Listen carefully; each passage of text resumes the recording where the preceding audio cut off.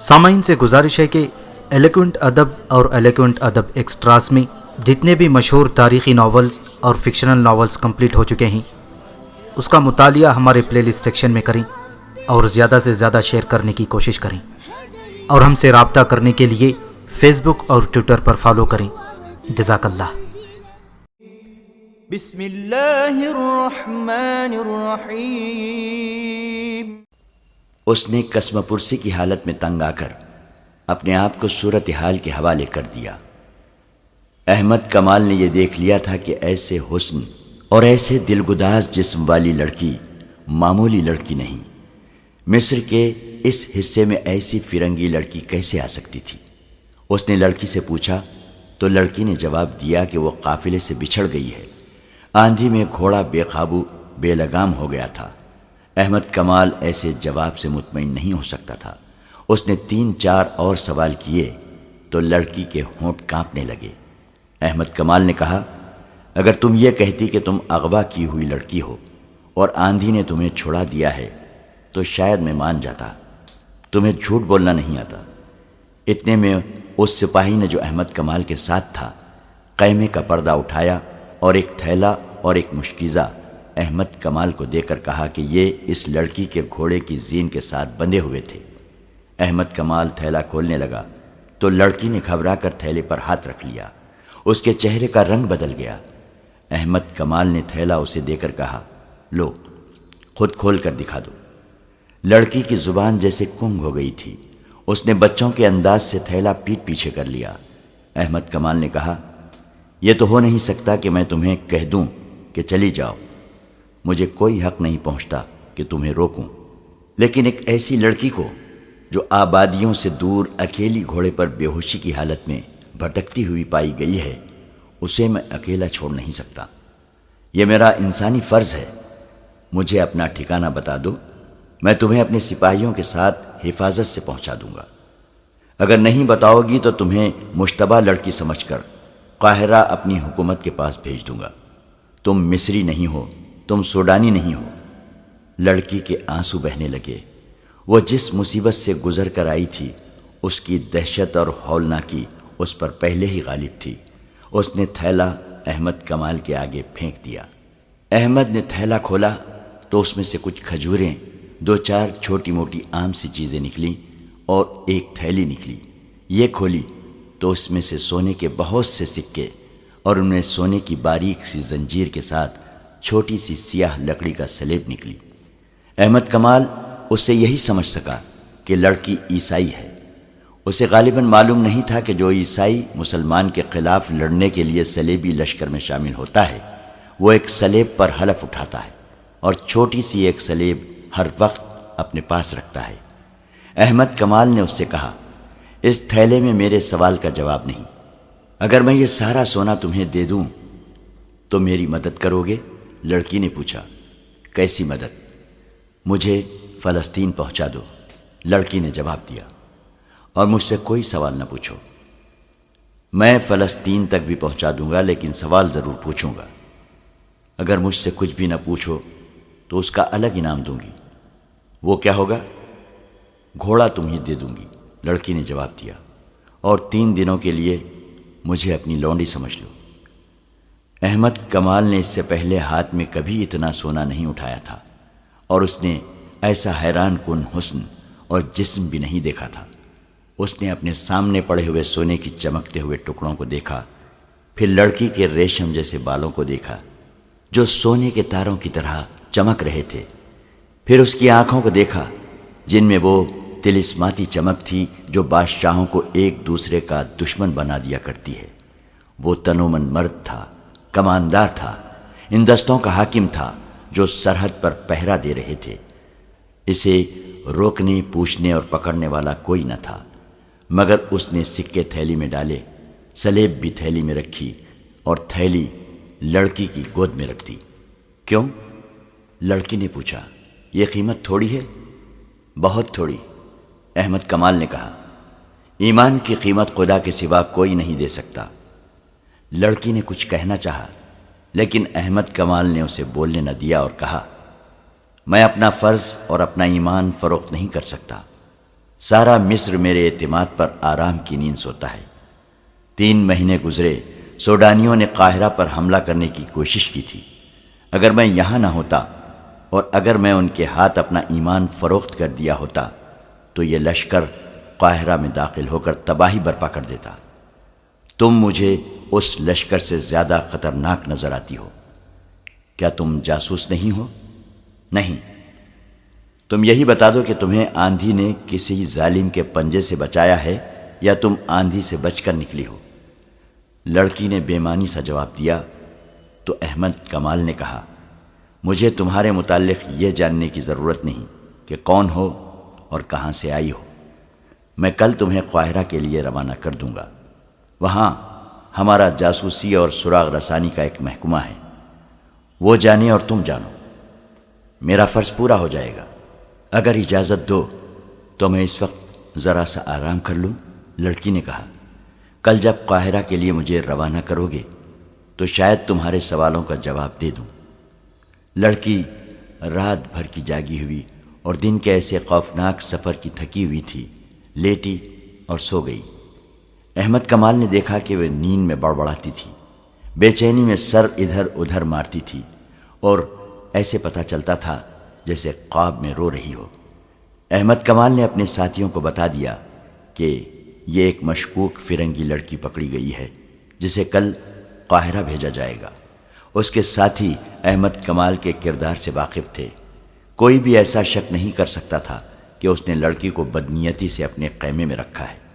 اس نے لڑکی کا گھوڑا دیکھا تو وہ حیران ہوا کیونکہ گھوڑا اعلیٰ نسل کا تھا، اور جب اس نے زین دیکھی تو اس کے شکوک رفع ہو گئے۔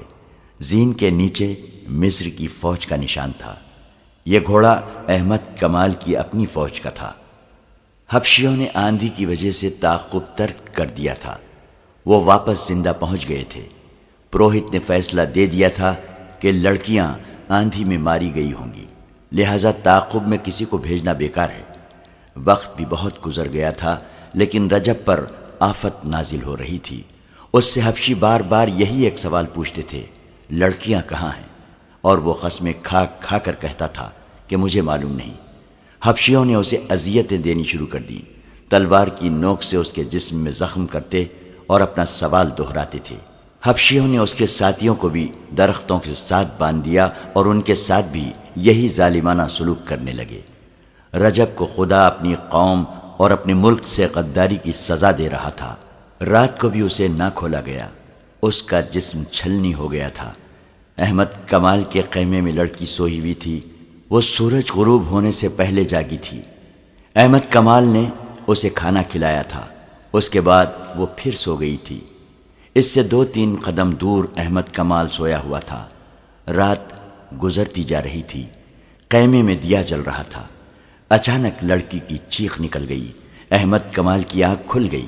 لڑکی بیٹھ گئی تھی، اس کا جسم کانپ رہا تھا، چہرے پر گھبراہٹ تھی۔ احمد کمال اس کے قریب ہو گیا، لڑکی تیزی سے سرک کر اس کے ساتھ لگ گئی اور روتے ہوئے بولی، ان سے بچاؤ، وہ مجھے مگرمچھوں کے آگے پھینک رہے ہیں، وہ میرا سر کاٹنے لگے ہیں۔ کون؟ وہ بھتے حبشی، لڑکی نے ڈرے ہوئے لہجے میں کہا۔ وہ یہاں آئے تھے۔ احمد کمال کو حبشیوں کی قربانی کا علم تھا، اسے شک ہوا کہ اسے شاید قربان کرنے کے لیے لے جایا جا رہا تھا۔ اس نے لڑکی سے پوچھا تو لڑکی نے بازو احمد کمال کے گلے میں ڈال دیے، کہنے لگی، مت پوچھو، میں خواب دیکھ رہی تھی۔ احمد کمال دیکھ رہا تھا کہ وہ تو بہت ہی ڈری ہوئی ہے۔ اس نے اسے تسلیہ دی اور یقین دلایا کہ یہاں اسے اٹھانے کے لیے کوئی نہیں آئے گا۔ لڑکی نے کہا، میں سو نہیں سکوں گی، تم میرے ساتھ باتیں نہیں کر سکتے؟ میں اکیلی جاگ نہیں سکوں گی، میں پاگل ہو جاؤں گی۔ احمد کمال نے کہا، میں تمہارے ساتھ جاگتا رہوں گا۔ اس نے لڑکی کے سر پر ہاتھ پھیر کر کہا، جب تک میرے پاس ہو تمہیں ڈرنے کی ضرورت نہیں۔ اس نے اس پر عمل بھی کر کے دکھایا۔ لڑکی کے ساتھ اس نے حبشیوں کے متعلق یا اس کے متعلق کوئی بات نہ کی، نہ پوچھی، اسے ترکی اور مصر کی باتیں سناتا رہا۔ لڑکی اس کے ساتھ لگی بیٹھی تھی۔ احمد کمال کا لب و لہجہ شگفتہ تھا۔ اس نے لڑکی کا خوف دور کر دیا اور لڑکی سو گئی۔ لڑکی کی آنکھ کھلی تو صبح طلوع ہو رہی تھی۔ اس نے دیکھا کہ احمد کمال نماز پڑھ رہا تھا۔ وہ اسے دیکھتی رہی۔ احمد کمال نے دعا کے لیے ہاتھ اٹھائے اور آنکھیں بند کر لیں۔ لڑکی اس کے چہرے پر نظریں جمائے بیٹھی رہی۔ احمد کمال فارغ ہوا تو لڑکی نے پوچھا، تم نے خدا سے کیا مانگا تھا؟ بدی کے مقابلے کی ہمت۔ احمد کمال نے جواب دیا، تم نے خدا سے کبھی سونا اور خوبصورت بیوی نہیں مانگی؟ یہ دونوں چیزیں خدا نے بغیر مانگے مجھے دے دی تھیں۔ احمد کمال نے کہا، لیکن ان پر میرا کوئی حق نہیں۔ یہ شاید خدا نے میرا امتحان لینا چاہا تھا، لیکن تمہیں یقین ہے کہ خدا نے تمہیں بدی کا مقابلہ کرنے کی ہمت دی ہے؟ تم نے دیکھا نہیں؟ احمد کمال نے جواب دیا، تمہارا سونا اور تمہارا حسن مجھے اپنی راہ سے ہٹا نہیں سکے۔ یہ میری کوشش اور اللہ کی دین ہے۔ کیا خدا گناہ معاف کر دیا کرتا ہے؟ لڑکی نے پوچھا۔ ہاں، ہمارا خدا گناہ معاف کر دیا کرتا ہے، احمد کمال نے جواب دیا، شرط یہ ہے کہ گناہ بار بار نہ کیا جائے۔ لڑکی نے سر جھکا لیا۔ احمد کمال نے جب اس کی سسکیاں سنی تو اس کا چہرہ اوپر اٹھایا۔ وہ رو رہی تھی۔ لڑکی نے احمد کمال کا ہاتھ پکڑ لیا اور اسے کئی بار چوما۔ احمد کمال نے اپنا ہاتھ کھینچ لیا۔ لڑکی نے کہا، آج ہم جدا ہو جائیں گے، تم مجھے قاہرہ بھیج دو گے، میں اب آزاد نہیں ہو سکوں گی۔ میرا دل مجبور کر رہا ہے کہ تمہیں بتا دوں کہ میں کون ہوں اور کہاں سے آئی ہوں، پھر تمہیں بتاؤں گی کہ میں اب کیا ہوں۔ ہماری روانگی کا وقت ہو گیا ہے، احمد کمال نے کہا، میں خود تمہارے ساتھ چلوں گا۔ میں اتنی نازک اور اتنی خطرناک ذمہ داری کسی اور کو نہیں سونپ سکتا۔ یہ نہیں سنو گے کہ میں کون ہوں اور کہاں سے آئی ہوں؟ اٹھو، احمد کمال نے کہا، یہ سننا میرا کام نہیں۔ وہ خیمے سے باہر نکل گیا۔ کچھ دیر بعد قاہرہ کی سمت 6 گھوڑے جا رہے تھے۔ ایک پر احمد کمال تھا، اس کے پیچھے دوسرے گھوڑے پر لڑکی تھی، اس کے پچھلے پہلو بہ پہلو 4 گھوڑے محافظوں کے تھے، اور ان کے پیچھے ایک اونٹ جس پر سفر کا سامان، پانی اور خوراک وغیرہ تھی جا رہا تھا۔ قاہرہ تک کم و بیش 36 گھنٹوں کا سفر تھا۔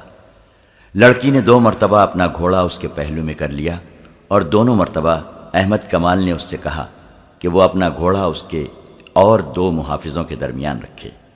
اس کے سوا اس نے لڑکی کے ساتھ کوئی اور بات نہ کی۔ سورج غروب ہونے کے بعد احمد کمال نے قافلے کو روک لیا اور پڑاؤ کا حکم دیا۔ رات لڑکی کو احمد کمال نے اپنے خیمے میں سلایا۔ اس نے دیا جلتا رکھا۔ وہ گہری نیند سویا ہوا تھا۔ اس کی آنکھ کھل گئی۔ کسی نے اس کے ماتھے پر ہاتھ پھیرا تھا۔ اس نے لڑکی کو اپنے پاس بیٹھے دیکھا۔ لڑکی کا ہاتھ اپنے ماتھے پر تھا۔ احمد کمال تیزی سے اٹھ کر بیٹھ گیا۔ اس نے دیکھا کہ لڑکی کے آنسو بہہ رہے تھے۔ اس نے احمد کمال کا ہاتھ اپنے دونوں ہاتھوں میں لیا اور اسے چوم کر بچوں کی طرح بلک بلک کر رونے لگی۔ احمد کمال اسے دیکھتا رہا۔ لڑکی نے آنسو پوچھ کر کہا، میں تمہاری دشمن ہوں۔ تمہارے ملک میں جاسوسی کے لیے اور تمہارے بڑے بڑے حاکموں کو آپس میں ٹکرانے کے لیے اور صلاح الدین ایوبی کے قتل کا انتظام کرنے کے لیے فلسطین سے آئی ہوں، لیکن اب میرے دل سے دشمنی نکل گئی ہے۔ کیوں؟ احمد کمال نے کہا، تم بزدل لڑکی ہو، اپنی قوم سے غداری کر رہی ہو۔ سولی پر کھڑے ہو کر بھی کہو کہ میں صلیب پر قربان ہو رہی ہوں۔ اس کی وجہ سن لو، اس نے کہا، تم پہلے مرد ہو جس نے میرے حسن اور میری جوانی کو قابل نفرت چیز سمجھ کر ٹھکرایا ہے، ورنہ کیا اپنے اور کیا بیگانے مجھے کھلونا سمجھتے رہے۔ میں نے بھی اپنی زندگی کا مقصد سمجھا کہ مردوں کے ساتھ کھیلو، دھوکے دو اور عیش کرو۔ میری تربیت ہی اسی مقصد کے تحت ہوئی تھی جسے تم لوگ بے حیائی کہتے ہو۔ وہ میرے لیے ایک فن ہے، ایک ہتھیار ہے۔ مجھے نہیں معلوم کہ مذہب کیا ہے اور خدا کے احکام کیا ہیں۔ صرف صلیب ہے جس کے متعلق مجھے بچپن میں ذہن نشین کرایا گیا تھا کہ یہ خدا کی دی ہوئی نشانی ہے، اور یہ عیسائیت کی عظمت کی علامت ہے، اور یہ کہ ساری دنیا پر حکمرانی کا حق صرف صلیب کے پجاریوں کو حاصل ہے، اور یہ کہ مسلمان صلیب کے دشمن ہیں۔ انہیں اگر زندہ رہنا ہے تو صلیبیوں کے قدموں میں رہ کر زندہ رہیں۔ میں انہی چند باتوں کو اپنی مذہب کی بنیادی اصول سمجھتی رہی۔ مجھے مسلمانوں کی جڑیں کاٹنے کی تربیت دی گئی تو اسے بھی مذہبی فریضہ کہا گیا۔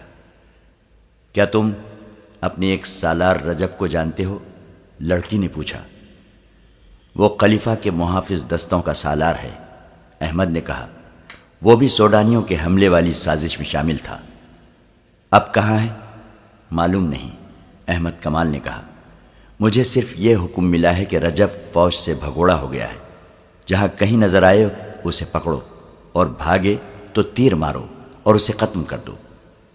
میں بتاؤں وہ کہاں ہے؟ لڑکی نے کہا۔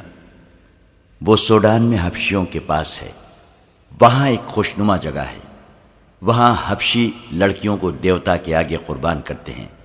جب وہاں ہے، میں جانتی ہوں وہ فوج کا بھگوڑا ہے۔ ہم 3 لڑکیاں اس کے ساتھ فلسطین سے آئی تھیں۔ باقی 2 کہاں ہیں؟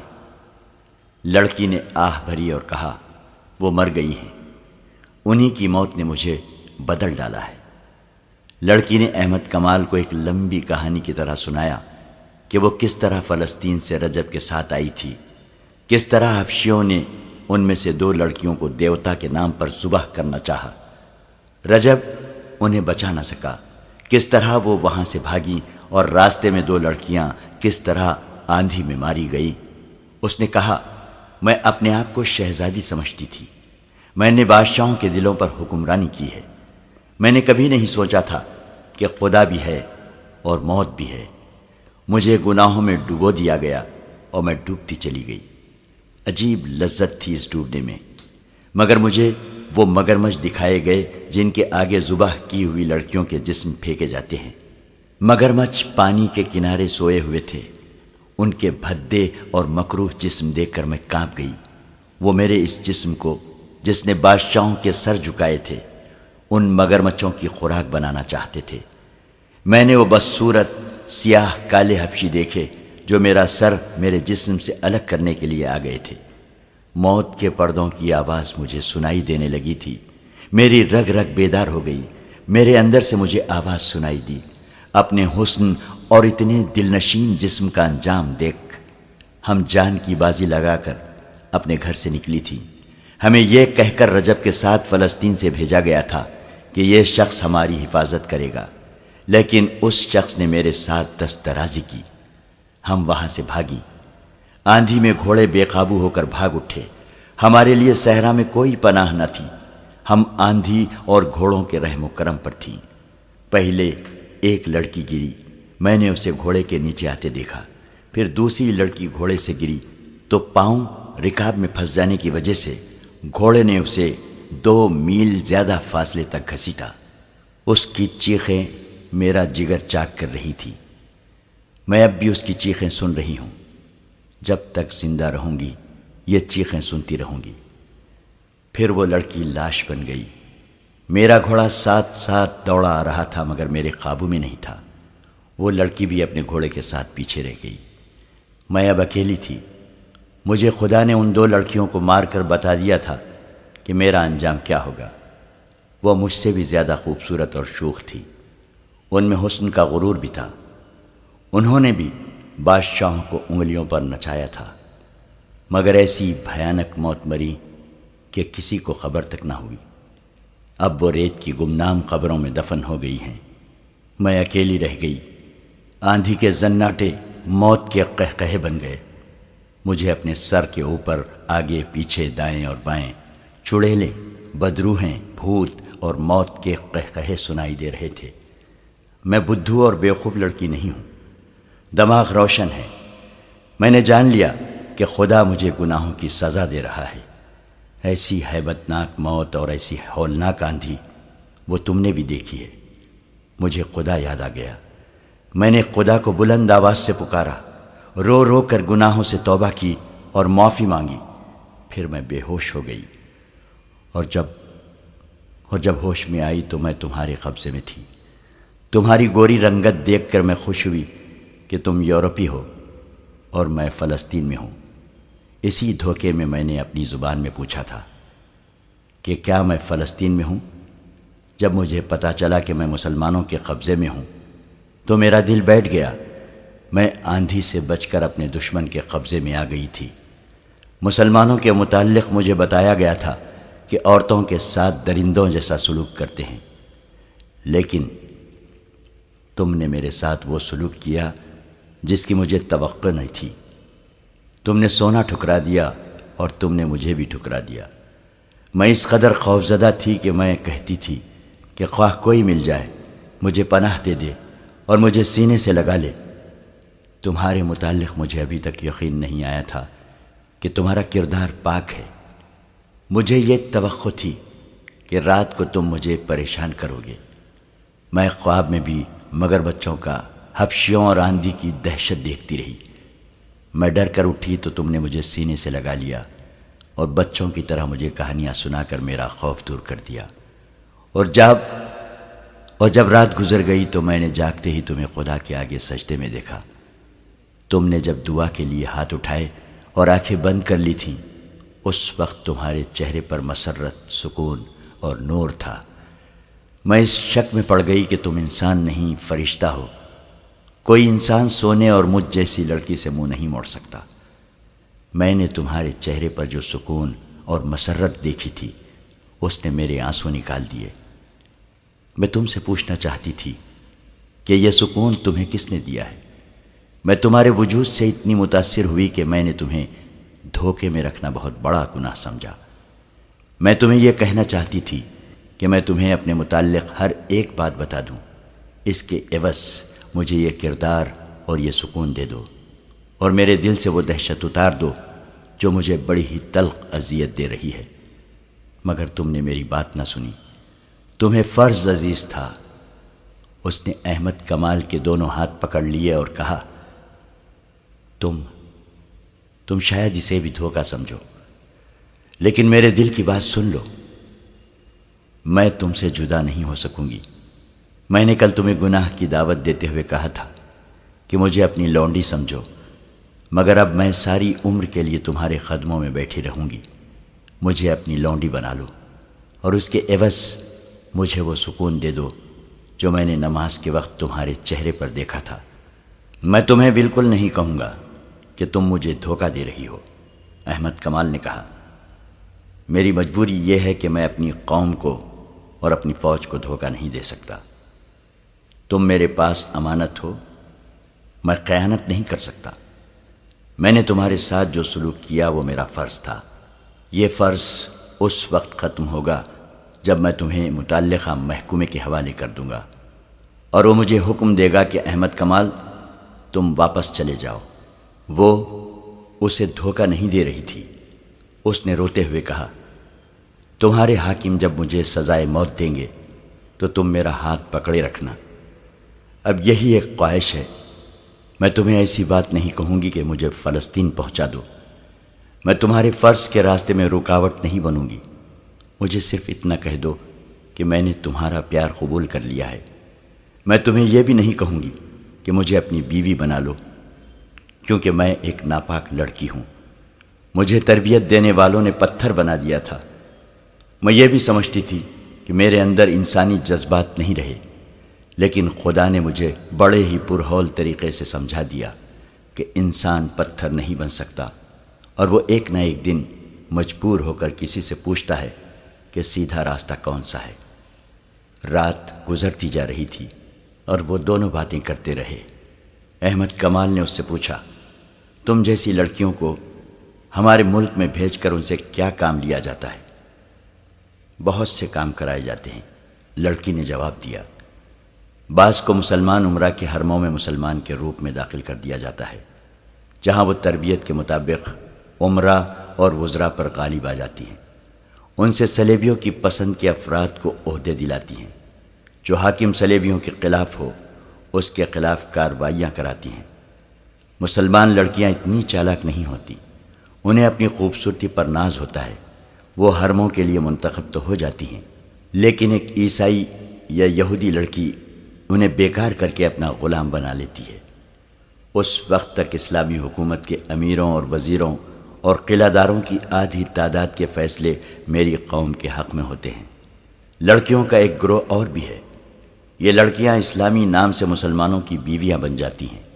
ان کا کام یہ ہے کہ اچھے درجے کے مسلمان گھرانوں کی لڑکیوں کے دماغ اور کردار خراب کرتی ہیں، ان کے لڑکوں کو بدی کے راستے پر ڈالتی ہیں اور شریف گھرانوں کی لڑکیاں اور لڑکوں کے معاشقے کراتی ہیں۔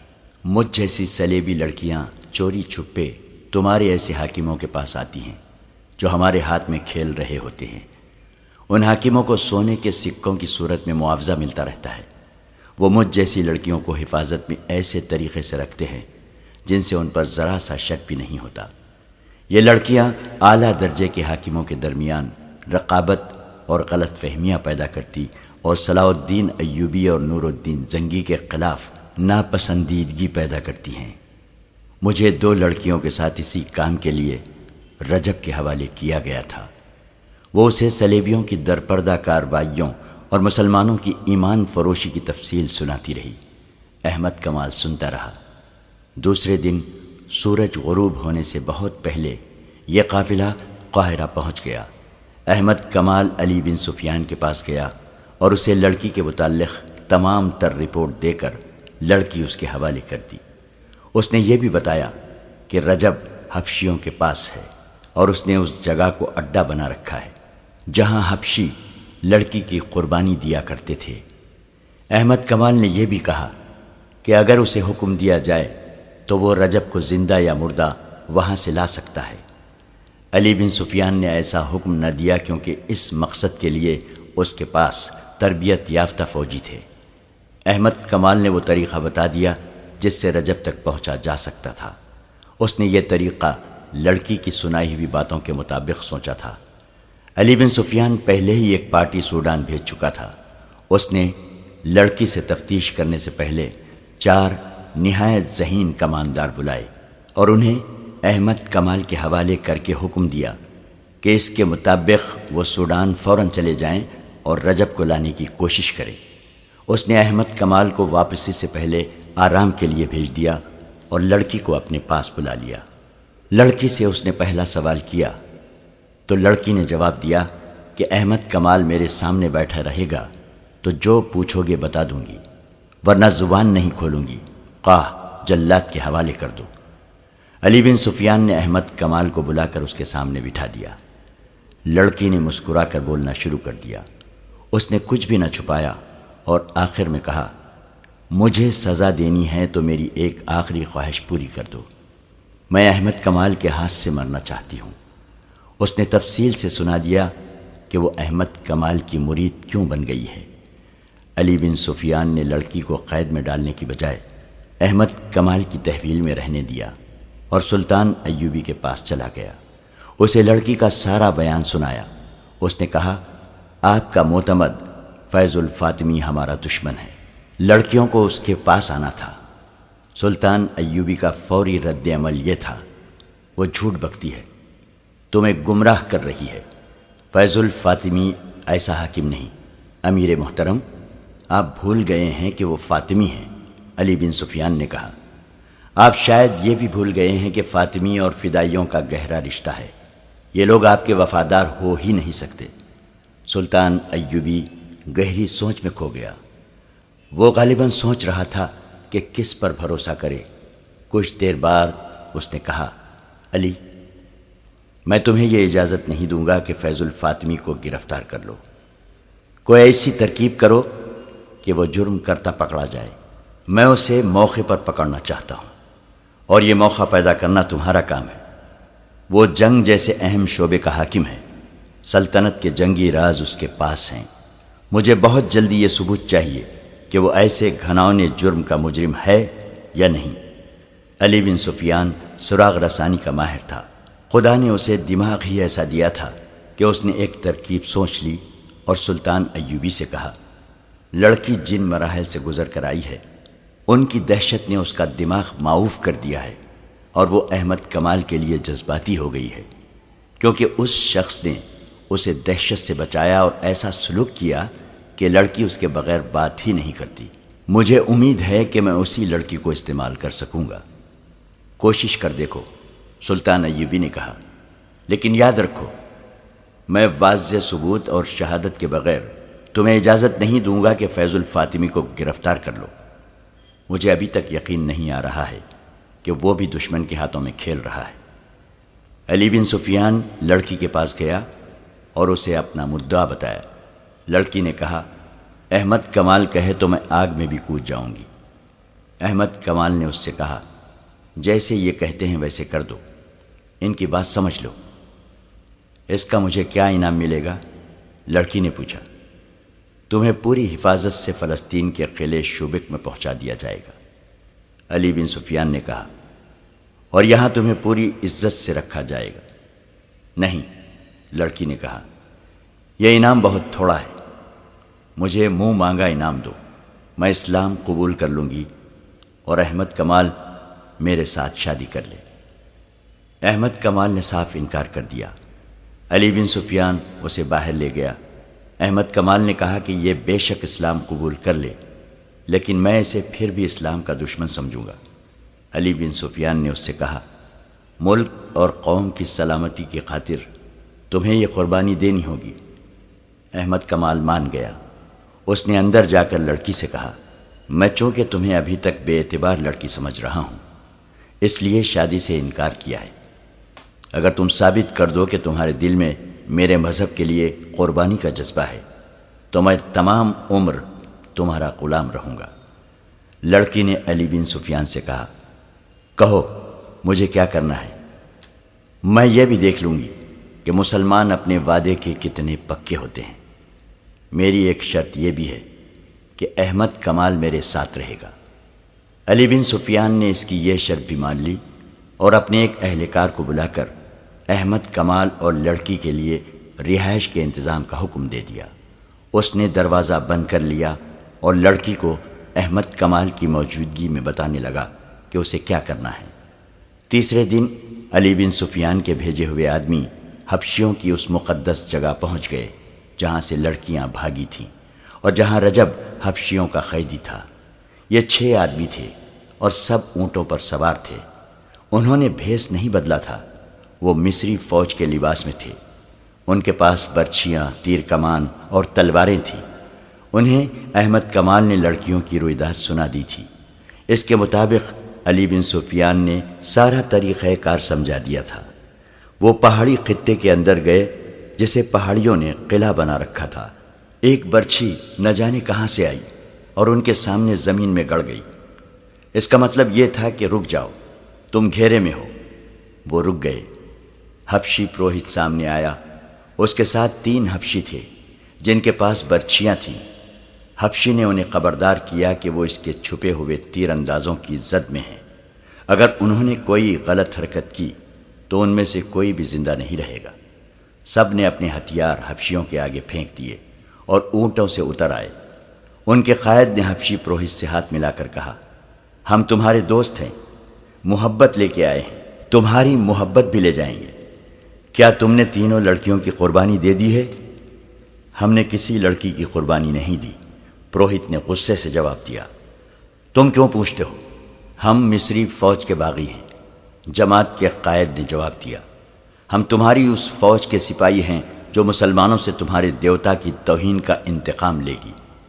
ہمیں تمہارے آدمیوں نے بتایا تھا کہ انہیں شکست اس لیے ہوئی ہے کہ لڑکی کی قربانی نہیں دی جا سکی۔ ہم رجب کے ساتھ تھے۔ ہم نے اس سے کہا تھا کہ ہم 3 فرنگی لڑکیاں اغوا کر کے لائیں گے اور ایک کی بجائے 3 لڑکیاں قربان کریں گے اور دیوتا کے مگرمچھوں کو کھلائیں گے۔ ہم بڑی دور سے 3 لڑکیاں ورغلا کر اور بہت سے لالچ دے کر لے آئے تھے اور رجب کے حوالے کر دی تھی۔ وہ انہیں یہاں لے آیا تھا۔ ہم یہ دیکھنے آئے ہیں کہ لڑکیوں کی قربانی دی جا چکی ہے یا نہیں۔ حبشی پروہت دھوکے میں آ گیا۔ اس نے کہا، رجب نے ہمارے ساتھ کمینگی کی ہے۔ وہ لڑکیاں لے تو آیا ہے مگر اس کی نیت خراب ہو گئی تھی۔ اس نے لڑکیوں کو یہاں سے بھگا دیا، لیکن ہم نے انہیں نہیں بھاگنے دیا، اسے پوری سزا دے دی ہے۔ لڑکیاں ہمارے ہاتھ سے نکل گئی ہیں۔ کیا تم 2 لڑکیوں کا بندوبست کر سکتے ہو؟ دیوتاؤں کا قہر سخت ہوتا جا رہا ہے۔ ہم ضرور بندوبست کریں گے، قائد نے کہا، تھوڑے دنوں تک ہم 2 لڑکیاں لے آئیں گے، ہمیں رجب کے پاس لے چلو، ہم اس سے پوچھیں گے کہ لڑکیاں کہاں ہیں۔ حبشی پروہت سب کو اپنے ساتھ لے گیا۔ ایک جگہ مٹی کا ایک چوڑا اور گول برتن رکھا تھا جو ایسے ہی ایک برتن سے ڈھکا ہوا تھا۔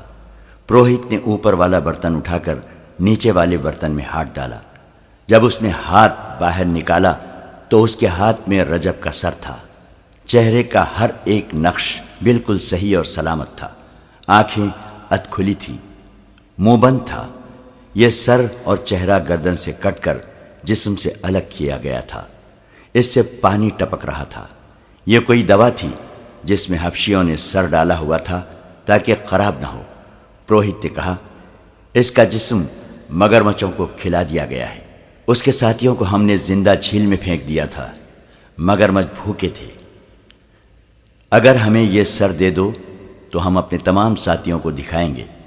ایک نے کہا، اور انہیں بتائیں گے کہ جو انگوک کے دیوتا کی توہین کرے گا اس کا انجام یہ ہوگا۔ تم اس شرط پر لے جا سکتے ہو کہ کل سورج غروب ہونے سے پہلے واپس لے آؤ گے۔ پروہت نے کہا، یہ انگوک کے دیوتا کی ملکیت ہے، اگر واپس نہیں لاؤ گے تو تمہارا سر جسم سے جدا ہو جائے گا۔ تیسرے روز رجب کا سر سلطان صلاح الدین ایوبی کے قدموں میں پڑا تھا، اور سلطان ایوبی گہری سوچ میں کھویا ہوا تھا۔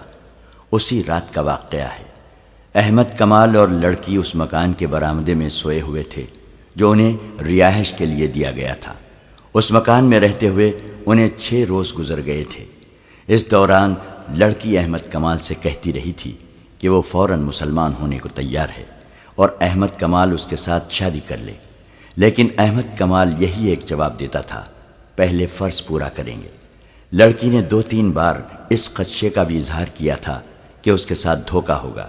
احمد کمال اسے ابھی ایک ہاتھ دور ہی رکھنے کی کوشش کر رہا تھا۔ اس دوران لڑکی کے دل سے دہشت اتر گئی تھی اور اب وہ ہوش مندی سے سوچنے کے قابل ہو گئی تھی۔ اس رات وہ اور احمد برآمدے میں سوئے ہوئے تھے۔ باہر ایک سپاہی پہرے پر کھڑا تھا۔ آدھی رات سے کچھ دیر پہلے پہرے دار مکان کے ارد گرد گھومنے کے لیے آہستہ آہستہ چلا تو کسی نے پیچھے سے اس کی گردن بازو میں جکڑ لی۔ فوراً بعد اس کے منہ پر کپڑا باندھ دیا گیا۔ ہاتھ اور پاؤں بھی رسیوں میں جکڑ دیے گئے۔ وہ 4 آدمی تھے۔ مکان کا دروازہ اندر سے بند تھا۔ ایک آدمی دیوار سے پیٹ لگا کر کھڑا ہو گیا، دوسرا اس کے کندھے پر چڑھ کر دیوار پھلانگ گیا۔ اندر سے اس نے دروازہ کھول دیا۔ باقی 3 آدمی بھی اندر چلے گئے۔ ایک جو سب سے زیادہ قوی ہیکل تھا، اس نے لڑکی کے منہ پر کپڑا باندھ دیا۔ لڑکی کے جاگنے تک اس نے لڑکی کو دبوچ لیا اور اٹھا کر کندھے پر ڈال لیا۔ 3 آدمیوں نے احمد کمال کو رسیوں سے جکڑ کر اور منہ پر کپڑا باندھ کر پلنگ پر ہی پڑا رہنے دیا۔ اسے مزاحمت کی مہلت ہی نہ ملی۔ باہر جا کر انہوں نے لڑکی پر کمبر ڈال دیا تاکہ کوئی دیکھ لے تو اسے پتہ نہ چل سکے کہ اس آدمی کے کندھوں پر لڑکی ہے۔ شہر سے 4-5 میل دور فرعونوں کے وقتوں کے ایک بہت ہی وسیع و عریض بھول بھلیوں جیسی عمارت کے کھنڈر تھے۔ ان کے متعلق لوگ بہت سی ڈراؤنی باتیں کیا کرتے تھے۔ عمارت کے اندر ایک بلند چٹان ہے۔ اس چٹان کو کاٹ کر بہت سے کمرے اور ان کمروں کے نیچے بھی کمرے بنے ہوئے تھے۔ ان کے اندر وہی جا کر واپس آ سکتا تھا جو ان سے واقف تھا۔ بہت مدت سے کسی نے ان کھنڈروں کے اندر جانے کی جرت نہ کی تھی۔ مشہور ہو گیا تھا کہ اندر جنوں اور بھوتوں کا بسیرا ہے۔ اندر سانپوں کا بسیرا تو ضروری ہی تھا۔ سانپوں کے ڈر سے کوئی اس کھنڈر کے قریب سے بھی نہیں گزرتا تھا۔ بڑی خوفناک کہانیاں سنائی جاتی تھیں۔ اس کے باوجود یہ 4 آدمی جو لڑکی کو اغوا کر کے لے گئے تھے ان کھنڈروں میں داخل ہو گئے، اور داخل بھی اس طرح ہوئے جیسے یہی ان کا گھر تھا۔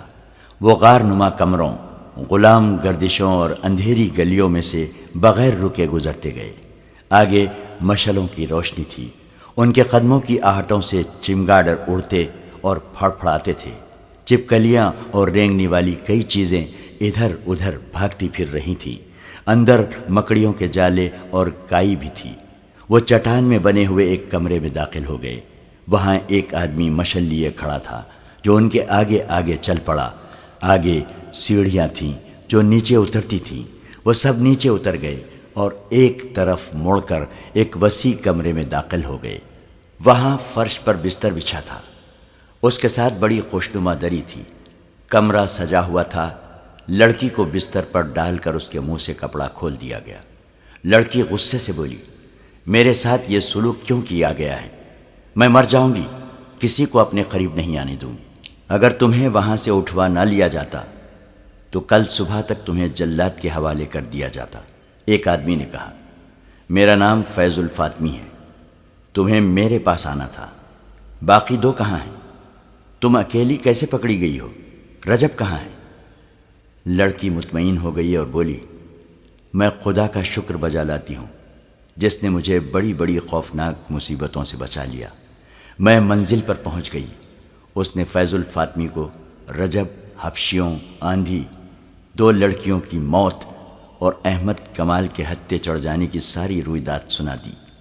فیض الفاطمی نے اسے تسلی دی اور ان 4 آدمیوں کو جو لڑکی کو اٹھا کر لائے تھے سونے کے 6 ٹکڑے دے دیے اور کہا، تم اب اپنی اپنی جگہ سنبھال لو، میں تھوڑی دیر بعد چلا جاؤں گا۔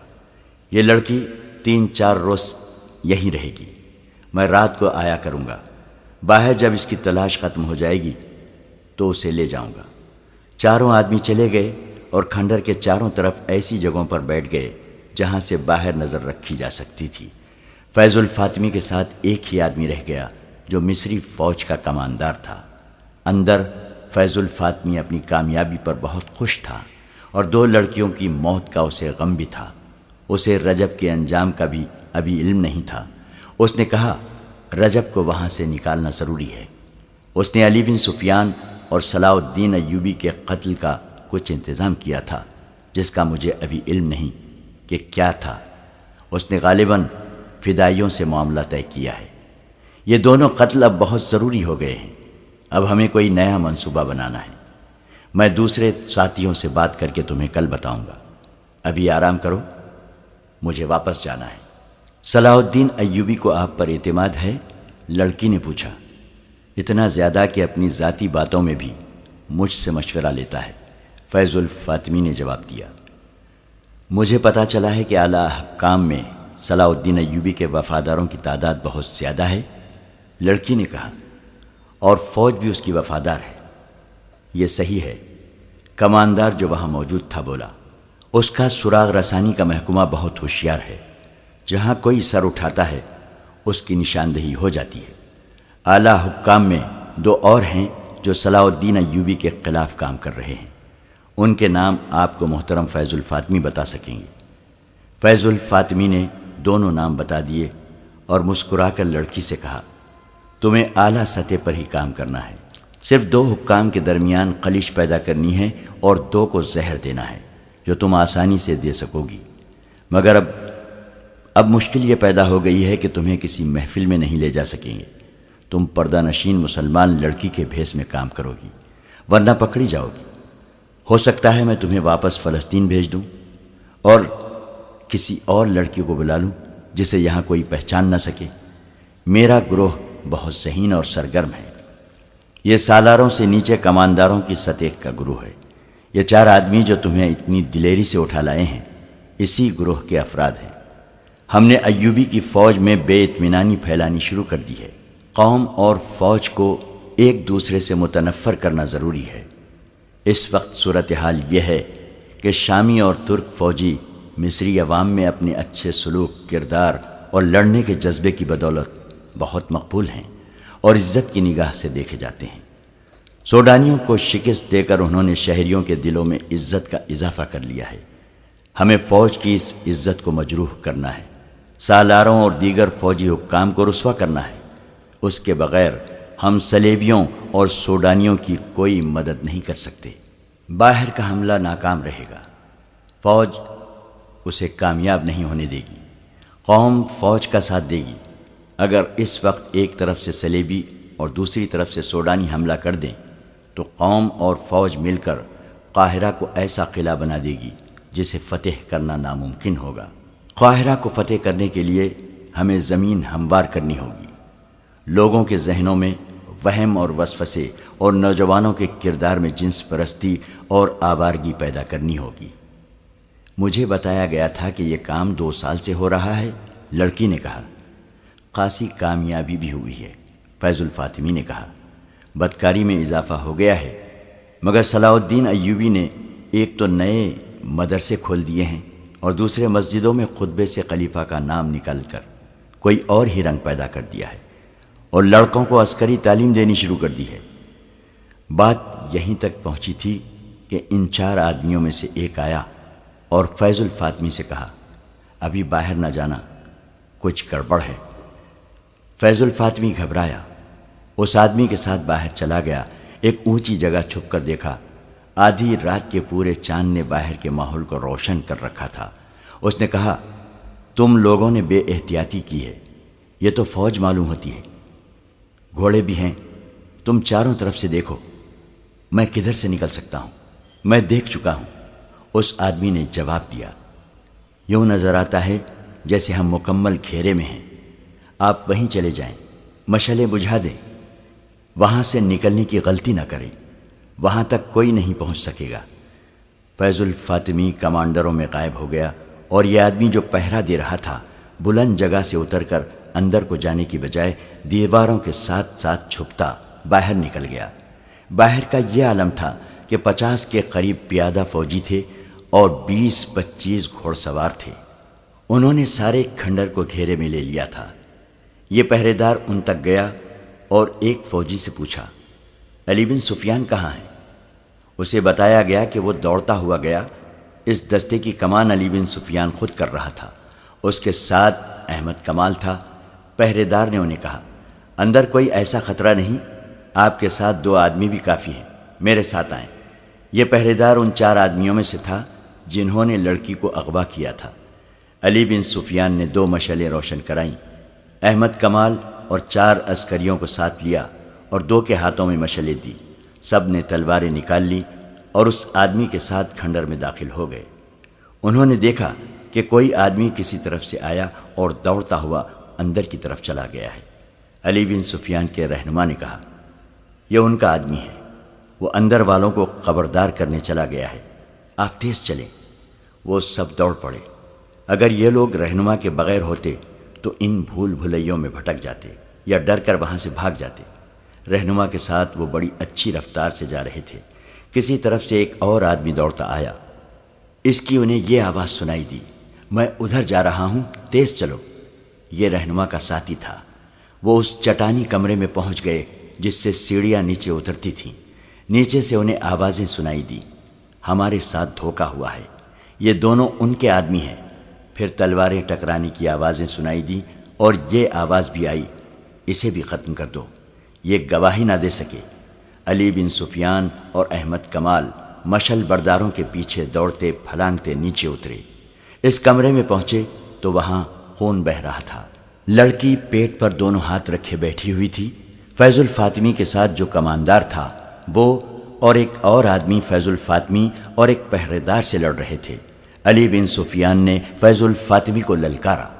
فیض الفاطمی نے جب اپنے خلاف بہت سی تلواریں دیکھی تو اس نے تلوار پھینک دی۔ احمد کمال نے دوڑ کر لڑکی کو سنبھالا، اس کا پیٹ چاک ہو چکا تھا۔ احمد کمال نے فرش پر بچھے ہوئے بستر سے چادر اٹھا کر لڑکی کے پیٹ پر کس کر باندھ دی اور علی بن سفیان سے کہا، مجھے اجازت ہو تو اسے باہر لے جاؤں؟ علی بن سفیان نے اسے اجازت دے دی۔ احمد کمال نے لڑکی کو بازوؤں پر اٹھا لیا، وہ سخت تکلیف میں تھی، پھر بھی اس نے مسکرا کر احمد کمال سے کہا، میں نے اپنا فرض پورا کر دیا ہے، تمہارے مجرم پکڑوا دیے ہیں۔ فیض الفاطمی اور لڑکی کو اغوا کرنے والے 4 میں سے 2 آدمیوں کو گرفتار کر لیا گیا۔ باقی 2 آدمی اور ایک کماندار جو فیض الفاطمی کے ساتھ تھے علی بن سفیان کے آدمی تھے۔ یہ ایک ڈرامہ تھا جو فیض الفاطمی کو موقع پر گرفتار کرنے کے لیے کھیلا گیا تھا۔ لڑکی نے پورا تعاون کیا لیکن زخمی ہو گئی۔ یہ ڈرامہ اس طرح تیار کیا گیا تھا کہ لڑکی سے وہ خفیہ الفاظ معلوم کیے گئے جو اس کے گروہ کو ایک دوسرے کو پہچاننے کے لیے استعمال کرتے ہیں۔ لڑکی نے یہ بھی بتا دیا تھا کہ اسے فیض الفاطمی کے پاس جانا تھا۔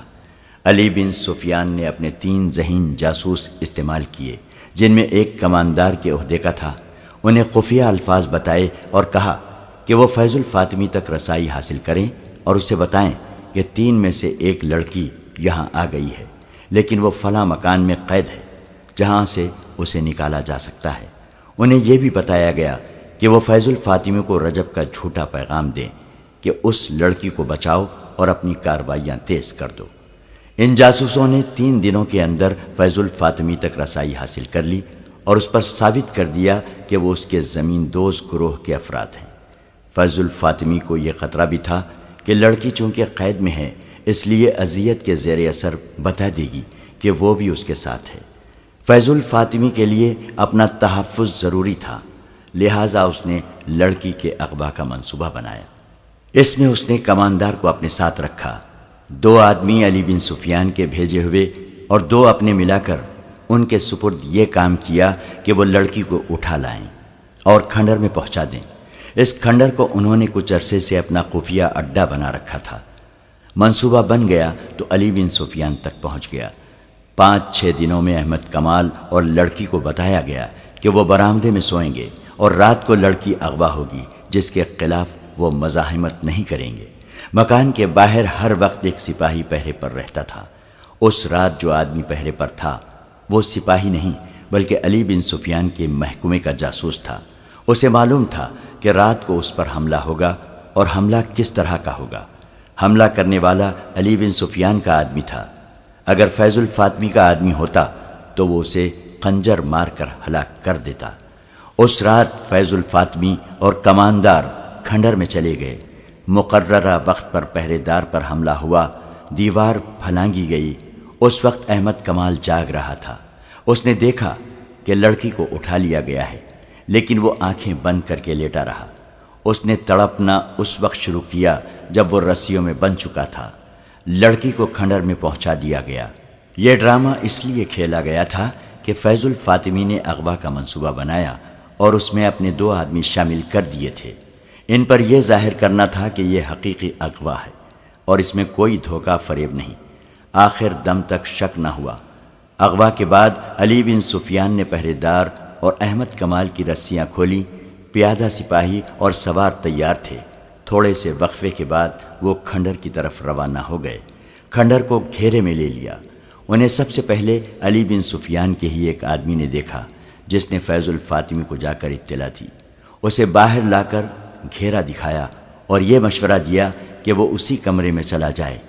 اسے ادھر بھیج کر یہ آدمی باہر نکل گیا اور علی بن سفیان اور احمد کمال کو اندر لے گیا۔